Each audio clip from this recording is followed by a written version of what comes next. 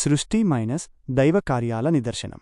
మనుష్యులమైన మనం ఎన్నో అద్భుతాలు సృష్టించగలం. పెద్ద పెద్ద భవంతులు, ఎత్తైన మేడలు, అందమైన కార్లు, వినూత్నమైన వస్తువులు తయారు చేయగలం. కాని సువాసన వెదజల్లే ఒక పువ్వును, నిజంగా ఎగిరే ఒక పక్షిని మనం సృష్టించలేము. అవి కేవలం దేవుడు మాత్రమే చేయగల అద్భుతాలు. ఈ సృష్టిని చూసినప్పుడు మనం ఎంత తెలివైనవారమైనా దేవుని శక్తి ముందు మనం చాలా చిన్నవారమని అర్థమవుతుంది.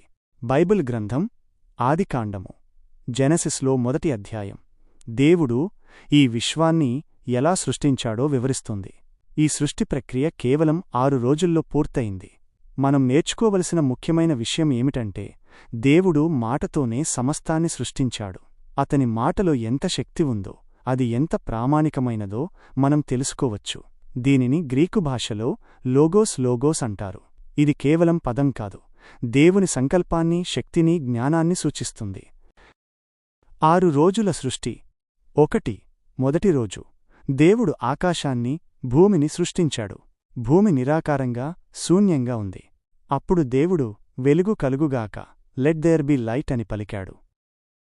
అప్పటి వరకు ఉన్న చీకటిపై వెలుగు ఆధిపత్యం వహించింది. ఇది కేవలం భౌతికమైన వెలుగు కాదు, ఆధ్యాత్మికమైన వెలుగు కూడా.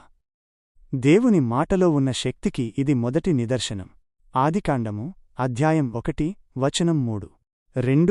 రెండో రోజు దేవుడు ఆకాశం, ఫర్మమెంట్ అని పిలువబడే ఒక విశాలమైన మేఘాల ఆవరణాన్ని సృష్టించాడు. ఇది భూమిపై ఉన్న నీటిని, ఆకాశంలోని నీటిని వేరుచేసింది. దీనివల్ల వాతావరణం, ఋతువులు ఏర్పడ్డాయి. ఇది గ్రీకులో స్టేరియోమా అని పిలువబడింది. దీని అర్థం గట్టిపడినది లేదా ఘనమైనది. ఈ వాతావరణం జీవులకు అనుకూలంగా ఉండేలా చేసింది. ఆదికాండము అధ్యాయం 1 వచనం 6. మూడో రోజు దేవుడు నీటిని ఒకచోట చేర్చి పొడినేల కనిపించేలా చేశాడు.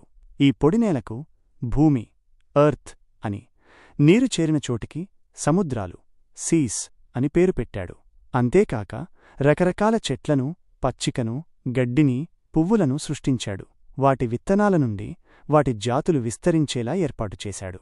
ఈరోజు భూమి జీవం పొంది జీవులకు నివాసయోగ్యంగా మారింది. ఆదికాండము అధ్యాయం 1 వచనం 9-12. నాలుగో రోజు దేవుడు వెలుగులను సృష్టించాడు. పగటిని ఏలడానికి పెద్ద వెలుగు, సూర్యుడు. రాత్రిని ఏలడానికి చిన్న వెలుగు, చంద్రుడు మరియు నక్షత్రాలను సృష్టించాడు. ఇవి కాలాలను, దినాలను, సంవత్సరాలను తెలియజేయడానికి గుర్తుగా ఉన్నాయి.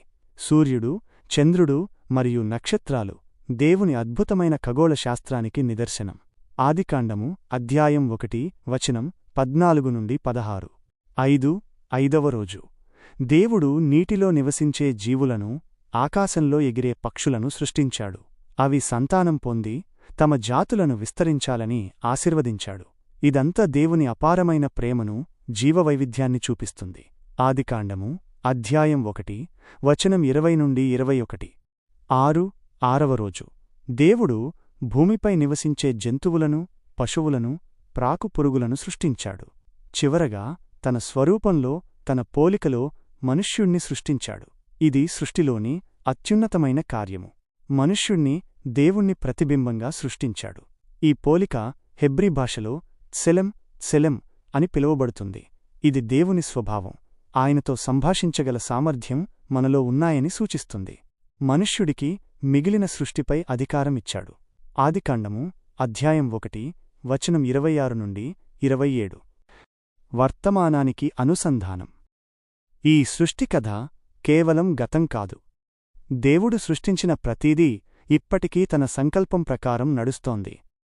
సూర్యుడు ప్రతి ఉదయం ప్రకాశించడం, చంద్రుడు రాత్రి వెలుగునివ్వడం, పువ్వులు వికసించడం, పక్షులు ఎగరడం, ఇవన్నీ దేవుని నిరంతర సంరక్షణలో ఉన్నాయని మనకు గుర్తుచేస్తాయి.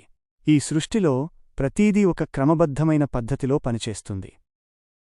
ఇది దేవుడు ఎంత గొప్ప నియంత, సర్వశక్తిమంతుడు అని తెలుపుతుంది. మనం తయారుచేసే వస్తువులకు ఒక గడువు ఉంటుంది. కాని దేవుని సృష్టికి గడువు లేదు. అది నిత్యమైనది. ఈ సృష్టిని చూసినప్పుడు మనం దేవుని ముందు వినయంగా ఉండాలి. మనిషిగా మనకున్న పరిమితులను అర్థం చేసుకోవాలి. మన తెలివితేటలు, మన శక్తి దేవుని శక్తి ముందు ఎంత చిన్నవో గమనించాలి. మనం దేవుని మీద ఆధారపడాలని ఈ కథ మనకు బోధిస్తుంది.